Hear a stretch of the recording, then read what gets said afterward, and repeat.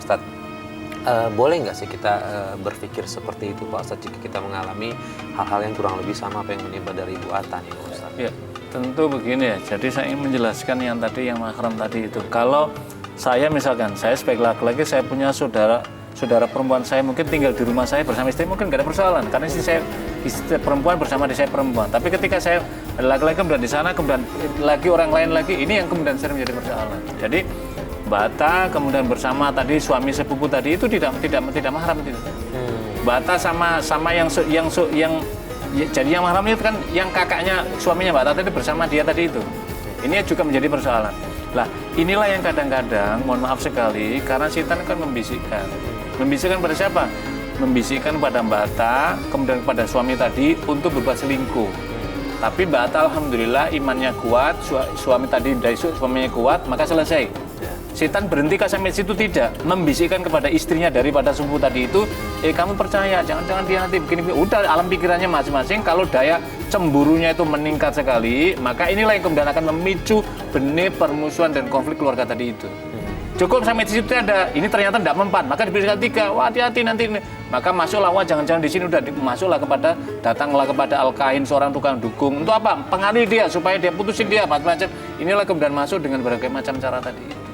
Ya karena itulah hindarilah daripada seperti tadi misalkan yang semacam ini para pemirsa sekalian, kita harus mesti dari awal jangan mudah menganggap enteng persoalan ini. Kadang-kadang setan membisikkan di antara celah-celah ini kemudian akhirnya menjadilah persoalan seperti yang dialami oleh Mbak itu. Yang kedua, tadi misalkan dikasih ada pangkat dan macam-macam. Yang pertama adalah kita perlu mengklarifikasi. Jangan-jangan ini memang niatan orang jahat biasa saja. Maksudnya itu begini. Dia orang lain menyuruh orang jahat, udah lebar saja supaya dia sampai jenuh, sampai dia bosan. Yang kedua bisa juga ini misalkan mengandung kekuatan magic tadi itu gitu. Mana yang benar Pak? Ini apakah itu saya alam karena saya tidak tahu persis membuktikan seperti itu. Karena itulah agama kan menuntun tadi itu yang kasus yang serupa yang sebelumnya juga inilah menuntun untuk memperkuat menegakkan pada Allah dalam rangka membentengi hal-hal yang buruk menimpa pada kita. Nah, Ibu selama itu pernah menemukan bukti benar nggak kalau memang sepupu Ibu yang melakukan itu? Kalau misalnya dari bukti itu, saya pernah mimpi ya.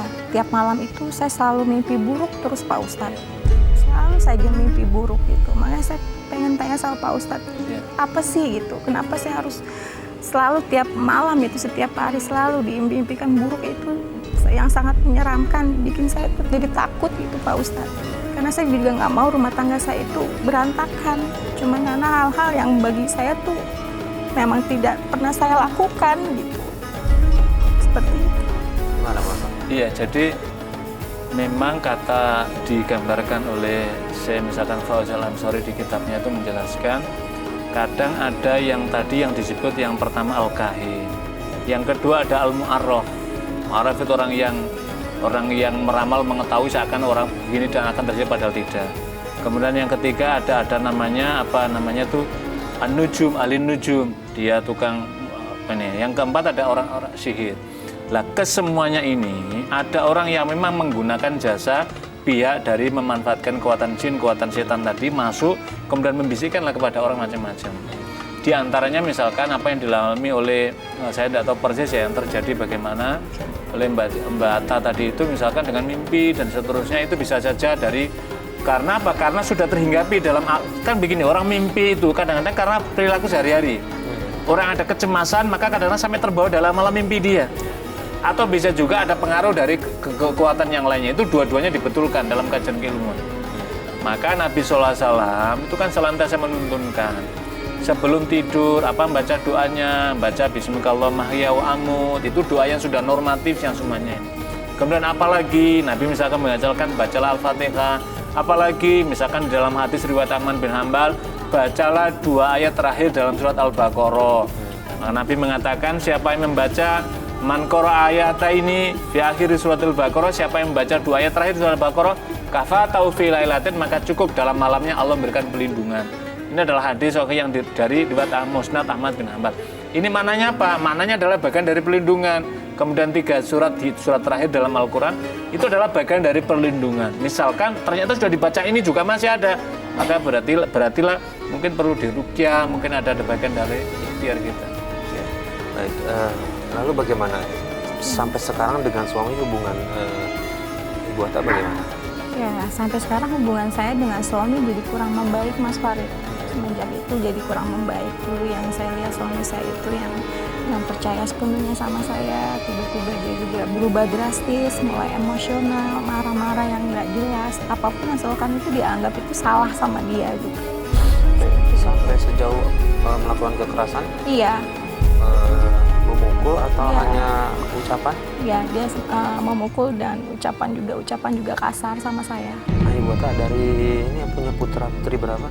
Saya kebetulan punya putri 4, Mas 4. Farid, ya. Dan itu dilakukan anak-anak melihat semua apa yang dilakukan. Tidak, anak-anak tidak melihat, tidak. Jadi masalahnya udah memang tinggal Ibu Atta dengan suami. Iya. Nah, harapan Ibu Atta boleh diungkapkan sekarang untuk suami apa ini? Kalau harapan saya ke depannya, saya cuma nanya bisa diberikan kekuatan saja, Mas Farid. Saya tuh udah capek. Karena apa? Saya sudah bercerita kepada keluarga saya, juga kepada sepupu saya, tapi mereka tidak mempercayai saya. Justru mereka malah menyalahkan apa yang saya nggak pernah lakukan. Saya sekarang cuma hanya bisa memohon agar saya diberikan kekuatan saja, dan saya ingin suami saya kembali lagi seperti dulu, seperti suami yang saya kenal. Seperti itu.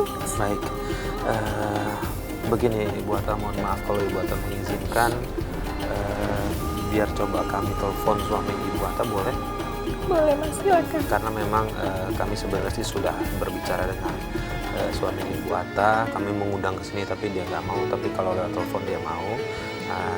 Kalau nggak salah ini juga sudah tersambung dengan suami Ibu, dan kita juga suami Ibu sudah mendengar apa yang Ibu ucapkan. Coba langsung kita sapa saja ya Pak Ustadz. Ya. Assalamualaikum. Ya, dengan Bapak, saya sebutnya Bapak Dimas saja ya Pak? Oh iya. Iya. Baik Pak Dimas, tadi kan juga sudah mendengar, dari tadi line telepon sudah kita buka. Harapan dari Ibu Atta terhadap Bapak Dimas sudah mendengarkan ya? Iya. Ya, saya sebetulnya nggak ada yang berubah atau gimana, Pak. Maksudnya, nah sementara sih yang dirasakan sama Ibu Atta sih ada perubahan dalam diri Pak Dimas. Iya, kalaupun saya ya, itu dari sendiri. Assalamualaikum Pak Dimas, halo? Halo. Halo, Pak. Ya? Oh, Iya, kalau saya sekarang saya bisa emosi itu gara-gara dia sendiri sih, Mas. Ada penyebab lain. gara-gara Ibu Atta sendiri, maksudnya apa? Boleh tahu kalau dari Pak Dimas sendiri apa sih yang dilihat dari Ibu Atta, kesalahannya apa? Iya, dia kan selingkuh, Mas. Ya ampun. Dia kan cerita dulu. Ya Allah, Mas. Ya Allah, Mas. Demi Allah, Mas, aku nggak pernah ngelakuin itu, Mas. Aku udah bilang sama kamu, aku nggak pernah. Cara seperti apa lagi? Biar kamu tuh percaya sama aku. Aku nggak pernah ngelakuin itu, Mas. Alah, bukan ngaku aja, biar kamu juga lega, kamu ngaku aja.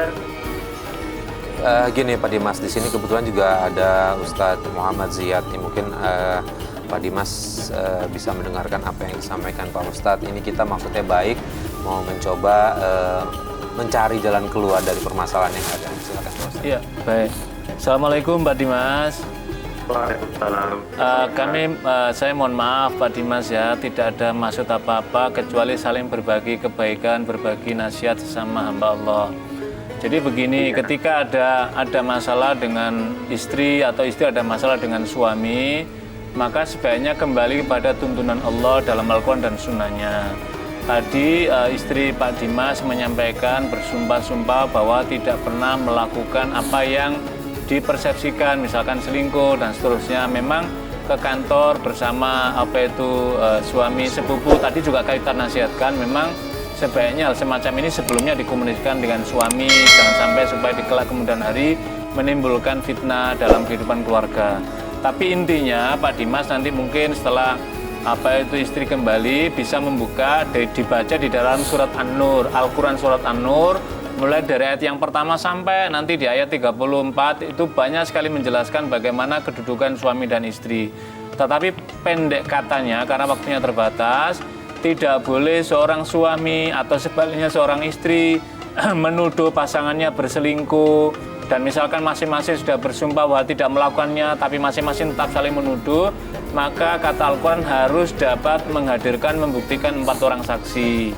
Kalau itu tidak dapat dihadirkan dan tetap masing-masing bersikeras, maka sumpahnya, maka yang kelima, wal khamisatu, kata Al-Quran adalah, maka laknat Allah akan kembali orang yang saling menuduh tadi itu. Apa maknanya dalam Al-Quran ini?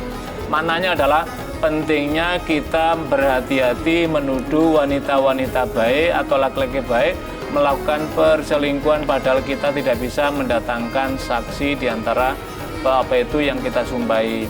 Saya kira itu hanya itu yang bisa kami sampaikan, Pak Dimas. Mudah-mudahan Allah memberikan hidayah untuk kita semuanya, khususnya kepada Pak Dimas dan kepada Ibu Atta, dan mudah-mudahan keluarga ini dirukunkan kembali.